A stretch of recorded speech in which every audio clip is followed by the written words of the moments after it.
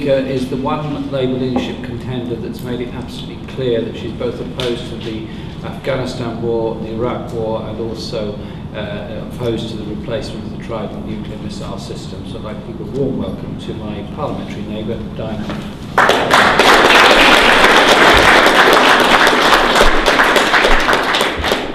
I visited Afghanistan earlier last year.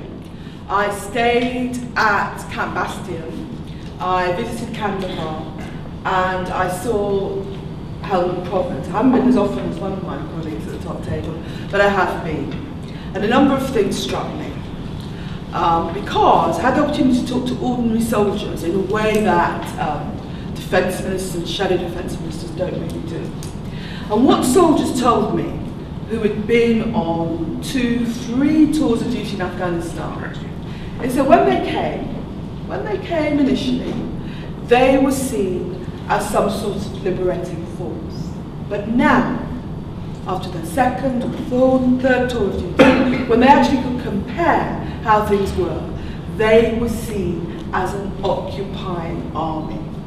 And it is the sense that our troops are out there as an occupying army that means the sooner we come out, the better.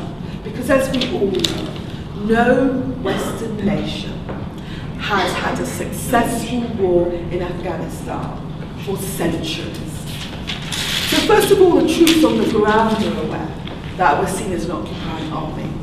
The other thing that struck me was not just the level of casualties, which you'll have heard of, but the extraordinarily steep rise in mutilations. Serving soldiers said to me that there was a much higher level of mutilations, people getting their legs blown off, their arms blown off, than in any conflict they had known. And that's what you don't hear about. You hear about the deaths, which is bad enough, but you don't hear about the numbers of soldiers coming back who are paraplegic or quadriplegic or confined to wheelchairs. That's a very, very tragic thing to be doing to our soldiers, not just facing death, but facing a huge incidence of mutilation and being crippled by the roadside bombs. So I was struck by the sense that ordinary soldiers have that we're now seen as an occupying army. I was struck by the terrible toll that our soldiers are paying in death and mutilation. And of course I was struck by the fact that if we're waiting for the Afghan army, the Afghan police, to be in a fit state to take power, we're going to wait for 100 years. Because anyone that deals with them who's not some kind of official spokesman will tell you what Paul has said, that at best they're hopeless and at worst they're corrupt. And so when government spokesmen, whether it was my government or the coalition government, tell you, oh, we're waiting to hand over, no, that's no reply. Because they will not be in a fit state to hand over for many, many years to come. And furthermore, the longer we are there, the less incentive there is on them to shape up, to end the corruption, to try and be a genuine, cohesive force in the state. So I voted against the original Afghanistan incursion, and nothing I saw on my visit last year made me think that I voted the wrong way. You will have read, many of you, and heard about the sacking of Governor McChrystal by Obama.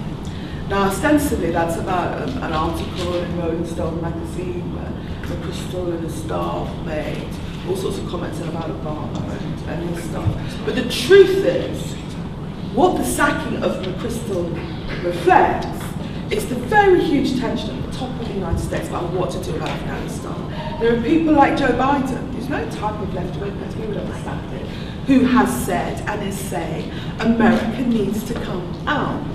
And if the British government, whoever the British government is, if it's the coalition or my government, if they dilly-dally thinking they've got to be shoulder to shoulder with our American allies, the danger is the Americans will be out and we'll still be there. We need to show the way because American public opinion, including conservative commentators, is moving inexorably to the position that you'll hear on this platform, that we can be of no further good in Afghanistan as an occupying army, and that we have to move. So I believe we should come out of Afghanistan. And as I go around the country on the leadership hustings, and I've got 12 so far, another 40 to go, and when I am asked how I would save the money to meet the budget deficit, well, I say that more should come out of taxation. Currently, the Conservatives are saying 80% out of public sector spending cuts and only 20% of taxation. But I also say, if you want a public sector cut which would meet with widespread approval, we should scrap the Trident nuclear weapon, we should cut defence spending, and we should bring our soldiers home from Afghanistan. That is what I'm saying in town after town, city after city, will continue to say as this leadership campaign wears on. Because I cannot tell you what the result of the leadership election will be, but I can tell you this. I stood to make sure there was a voice in those debates, and a voice in the media, and a voice in all the public interest in our leadership contest to say clearly what I believe the mass of Labour movement supporters think. We need to scrap Trident and we need to come out of Afghanistan. Thank you very much.